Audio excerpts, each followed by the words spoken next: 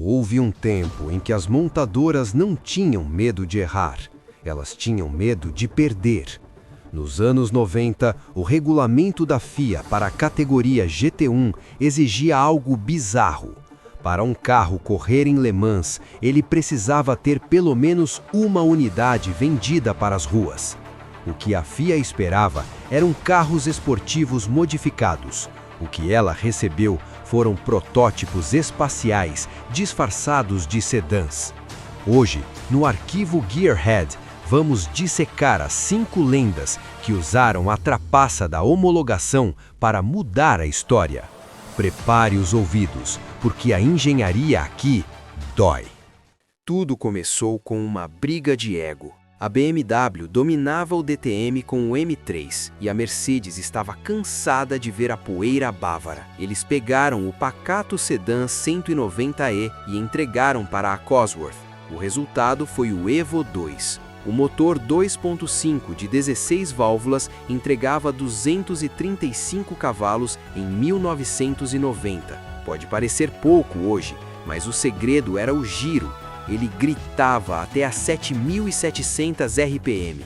E aquela asa traseira era tão absurda que o chefe de engenharia da BMW disse publicamente: as leis da aerodinâmica devem ser diferentes em Stuttgart e Munique.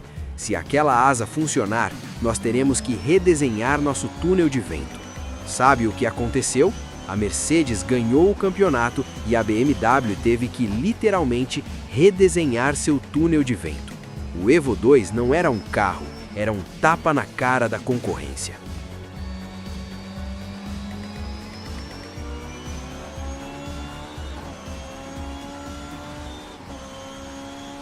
Se você jogou Most Wanted, você conhece essa pintura azul e prata. Mas a história real é muito mais suja. No início dos anos 2000, o M3 de rua tinha 6 cilindros, mas na pista, a BMW colocou um V8 de 4 litros e 450 cavalos. A Porsche ficou furiosa. Eles reclamaram com a FIA que aquilo não era um M3, mas um protótipo. A FIA aceitou a queixa e disse: BMW, se querem correr com esse V8, precisam vender pelo menos 10 unidades de rua por 250 mil euros cada. A BMW, numa jogada de mestre e deboche, produziu exatamente 10 unidades, chamou de Straßenversion e as colocou à venda. Pouco tempo depois, as regras mudaram de novo para bani-los de vez. Eles preferiram matar o carro do que tentar vencê-lo na pista. O ronco desse V8 flat plane é o som do ódio puro.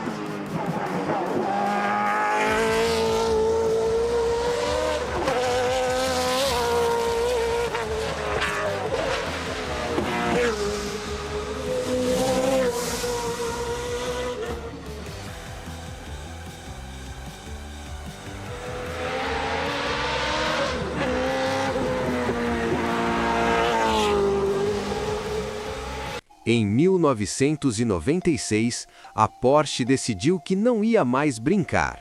Enquanto os outros modificavam carros de rua, a Porsche construiu um carro de Le Mans do zero e depois tentou convencer o mundo de que ele era um 911.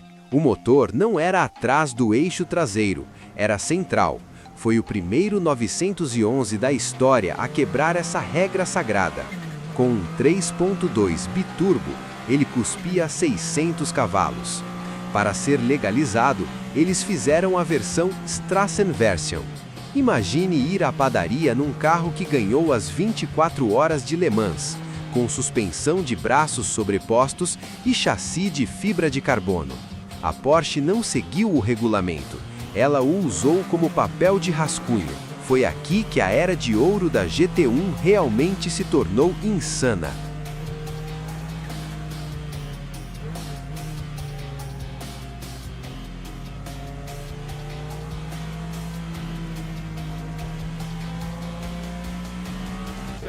time, and we'll listen to it because it's just phenomenal. Just listen.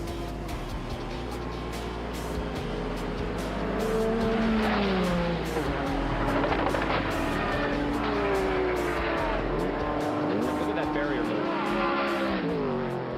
Yannick Dalmas is okay. Gordon Murray, o criador do McLaren F1, odiava a ideia de levá-lo para as pistas. Ele dizia que o F1 era o carro de rua perfeito e ponto final. Mas os clientes eram bilionários e teimosos, eles queriam correr. O F1 GTR nasceu quase sem querer. E o bizarro, o carro de rua era mais rápido que o de corrida. Por quê? Porque o regulamento da FIA obrigava o uso de restritores de ar, derrubando a potência do V12 BMW de 627 para 600 cavalos. Mesmo assim, em 1995, em sua estreia, o McLaren F1 humilhou protótipos de fábrica e venceu Le Mans na classificação geral. Foi a última vez que um carro baseado num modelo de rua venceu tudo. E o cofre do motor? Revestido em ouro puro apenas para refletir o calor. Isso é o ápice do excesso gearhead.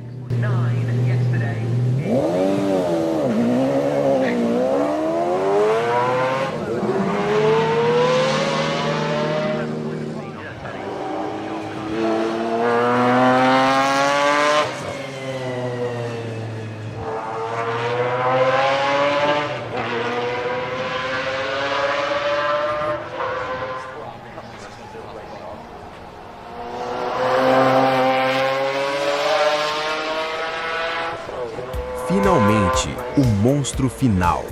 A Mercedes desenvolveu o CLK GTR em inacreditáveis 128 dias. Eles estavam com tanta pressa que compraram um McLaren F1 secretamente para estudar o chassi e bater o tempo dele. O resultado é essa bolha de fibra de carbono com uma grade que parece de um sedã de luxo do seu avô. Mas atrás do motorista batia um V12 de 6,9 litros com torque suficiente para parar a rotação da Terra. Foram feitas 25 unidades de rua, sem direção hidráulica, sem ABS e com um câmbio sequencial que batia como uma marreta a cada troca. Ele venceu 17 das 22 corridas que disputou. O CLK GTR não era apenas um carro de homologação, era a Mercedes dizendo para o mundo que, quando eles decidirem trapacear dentro da lei, ninguém ganha.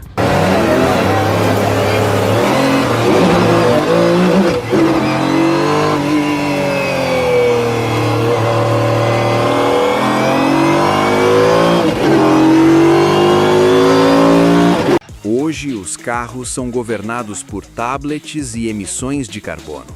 Mas essas 5 lendas nos lembram de uma década onde a engenharia era visceral e as regras eram apenas sugestões. Qual desses monstros você teria coragem de domar nas ruas? Comenta aí embaixo. Se você chegou até aqui, você é um Gearhead de verdade. Inscreva-se no Arquivo Gearhead e nos vemos na próxima curva.